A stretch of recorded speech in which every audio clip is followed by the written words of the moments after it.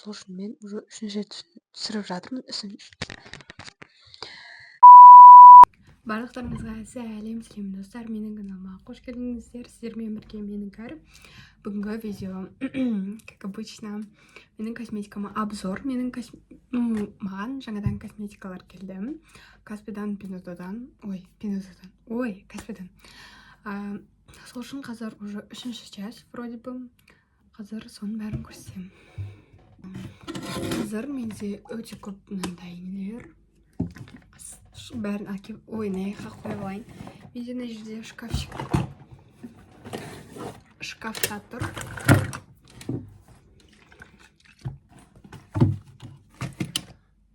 Так, все. Короче, бірінші бізде мицеллярка. Менде осындай мицелляркалар. Бірақ бұлар уже бітіп жатыр. Мынау азаққан алып, мынау вообще бітіп жатыр. Екінші ол бізде ватный диск. Осы нелерді жууға, короче, түсіндіңіздер ғой. Осындай ватный диск. Потом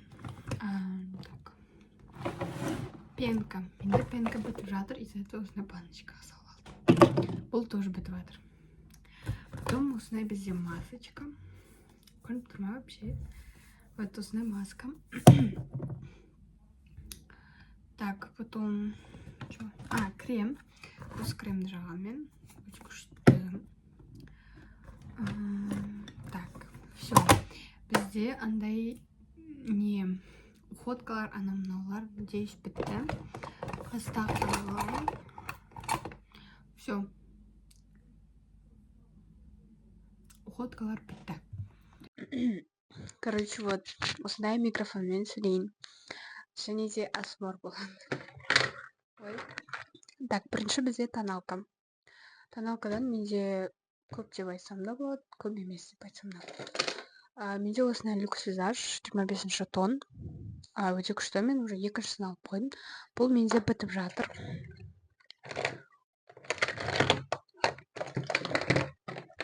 Екіншісі өте күшті. Бюджетный и күшті тон ұсап тұрады. Одан кейін барып менде осындай тон. Бұл менде 01-ші тон. Короче, бұл это не оригинал и скатываться етеді. Так что оригиналдан вообще алмаңдар. Мен, кстати, на люкс визаж оригинал, потому что мен бұны Дионадан. Короче, сондай магазинтерден алдым. Аны Дионадан алмадым. Так, пудра. Пудра менде осындай. Бұл оригинал. Так, потом бізде консилер. Осындай белый консилер. Бұны мен тоже білмеймін. Қандай оттенок? 320-шы оттенок. Потом бейкинг жасауға осындай екі пуховка не дейді? И потом осындай бұл менде бағана, короче, ыстасуға салған. Из-за этого осылай ашылып кетті. Но менде екеу бар. Ничего страшного. Так.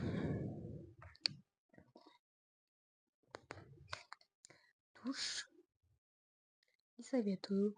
Потому что это вообще где-то сразу беру. Вон даже 20 минуттан кейін сразу ағып кетеді. Так что не советую. Потом осындай. Бұл өте күшті. Ұзынырақ қылады. Және де прям мындай ұзын қылып тұрады. И күшті ұзаққа шыдайды. Бірақ жуған кезде көздеріңізді ашытады кішкене.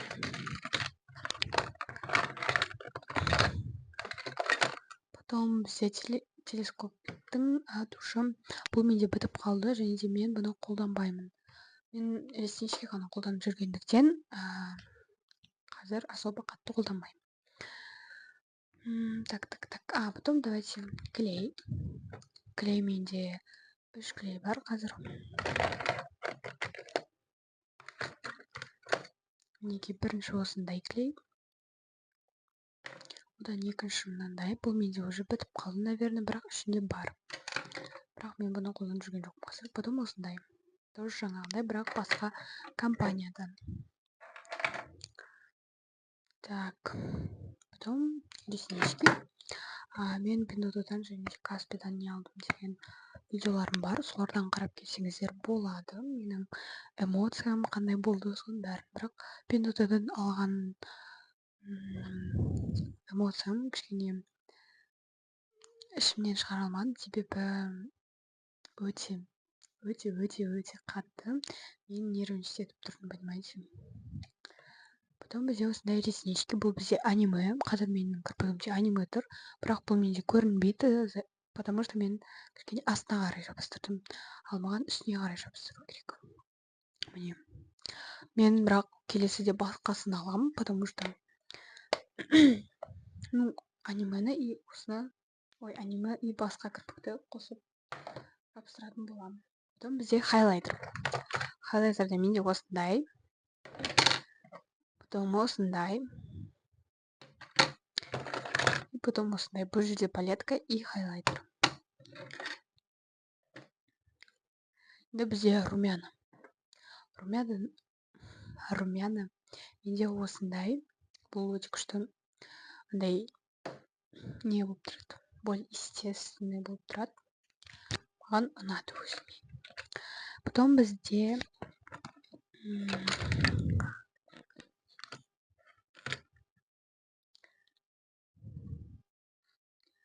осындай люкс визаж бет.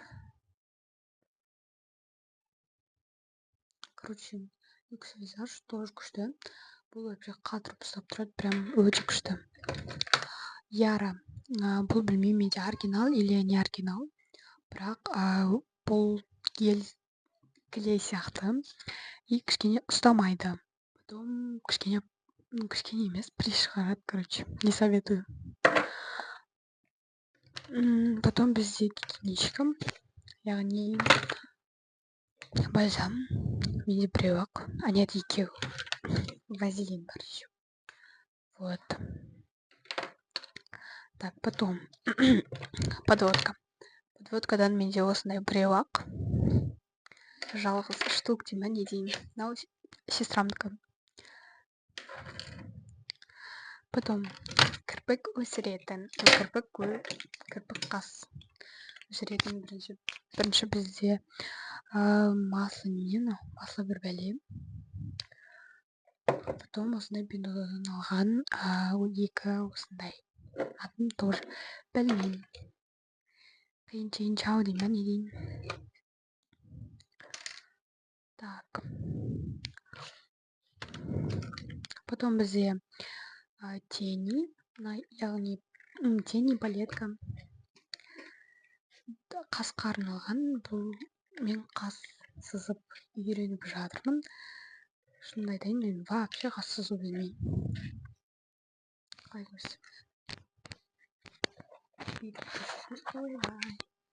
Міне осындай. Бұны білмеймін, тоже оригинал ма, оригинал емес, әйтеуір 800-ге ма осындай алдым Каспидан. Потом бізде осындай цитриндар. Короче, ерінге қалай блеск дейм ба, бальзам. Блеск па, сондай, короче. Осындай. Бұны мен көбінесе жақпаймын. Потом осындай помада. Бұл өте күшті. Және де осындай. Мынау тоже күшті, бірақ көп жақсаңдар прям роп-роза болып қалады. Так, потом давайте енді карандаштар.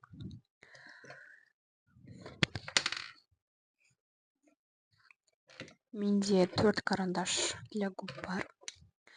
27, потом қандай мынау? Короче, 27, 21 и какой-то мынау. 780. Бұл более естественно көрінеді. Ал мыналар кәдімгі боялған екені көрініп тұрады. Мен қазір мынаумен всегда бояйым.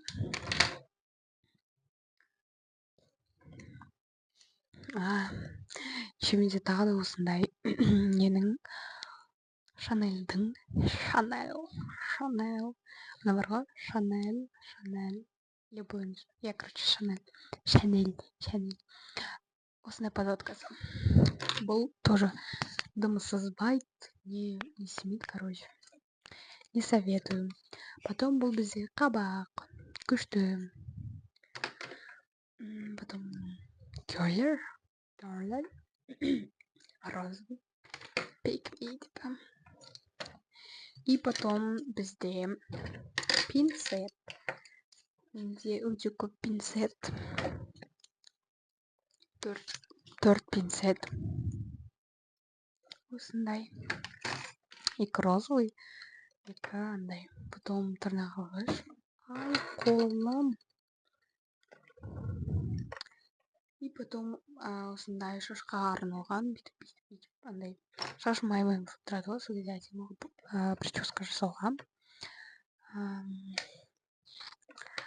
Потом осындай крем жағуға, андай домалақ кремдер бар ғой, сондай. И потом үштағыш. Потом мынаның ішінде тағы да бар кірпіктер. Бұл, короче, тоже анименікі, но бұны мен қолданып тастағандар. Осының ішінде тұрады. Потом келесі күні там қолына беремін. Так, енді мен сіздерге кисточкаларымды көрсетейін.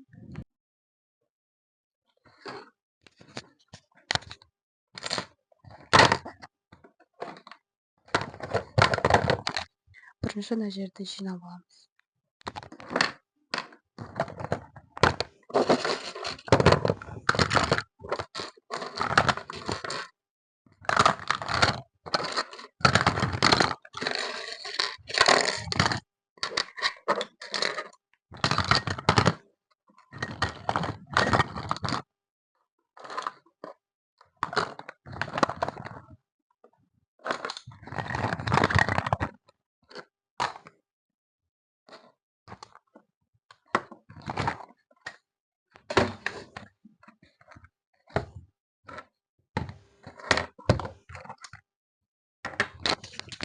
Потом бізде массаж для лица.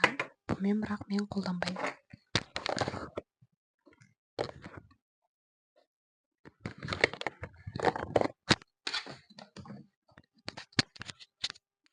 Ал енді бізде келесі кезек біздің кисточкалар мен біздің айнамыз. Айна енді менде үлкен айна да бар, және де осындай кішкентай айна да бар. Бұның артына мен еще тон жағам, чтобы тон нормально болу үшін.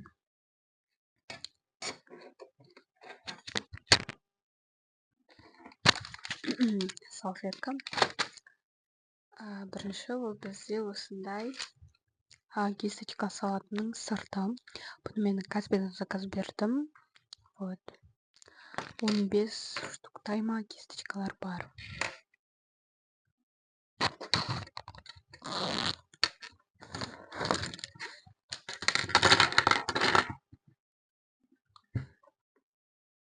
Біріншісі ол бізде тонды бүйтіп барлық жаққа жағу үшін осындай кисточка.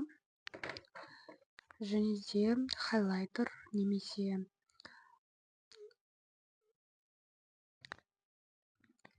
палетка жағуға осындай кисточка. Бұл тоже хайлайтер мен палетка жағуға кисточка. Бұл бізде румянаға кисточка.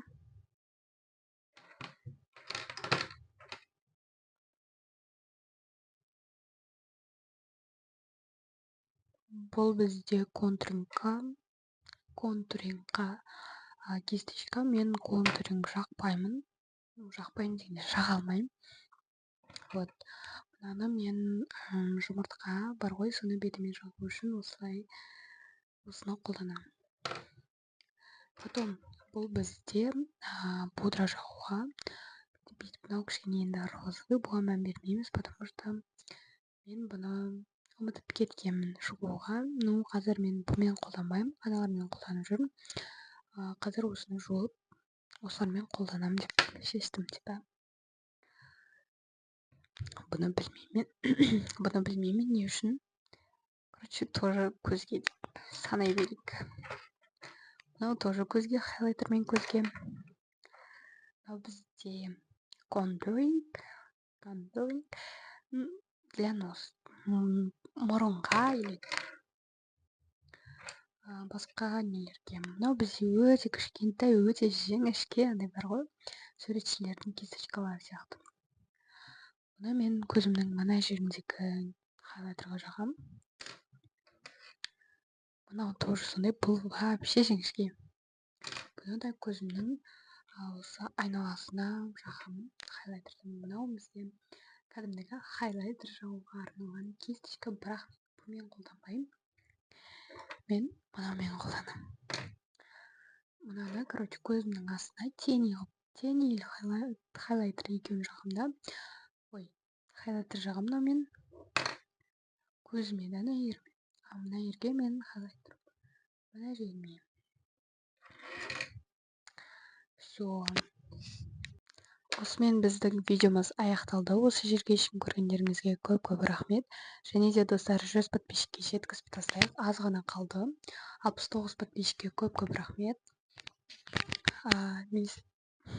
Және де достар, менің бұл вроде бы 3-ші видеом. Косметикама обзор жасап жатқаныма. Неге 3-ші видеом десеңіздер. Бұл жақта менде жаңадан косметикалар келді, жаңадан товарлар келді. Сол үшін мен уже 3-ші рет түсіріп жатырмын. Және де тіркеліп лайк басып кетуді ұмытпаңыздар. Және де комментарияға әртүрлі қызықты челлендждер немесе идеяларды жазып кетіңіздер. Всем пока!